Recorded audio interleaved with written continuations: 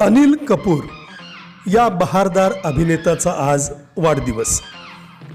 80च्या दशकामध्ये वो 7 दिन, मशाल अशा सुंदर चित्रपटांमधून अनिल कपूर हे पहिल्यांदा आम्हाला बघायला मिळाले।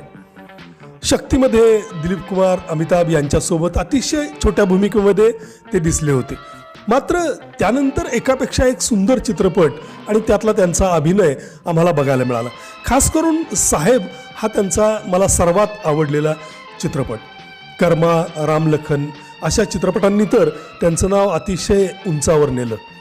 मशाल, तेजाब, बेटा, विरासत, ताल या चित्रपटांसाठी त्यांना अभिनयाचा फिल्मफेअर पुरस्कार मिळाला। त्याचप्रमाणे पुकार चित्रपटासाठी त्यांना राष्ट्रीय पुरस्कारही मिळाला। अनिल कपूर यांना वाढदिवसाच्या हार्दिक शुभेच्छा।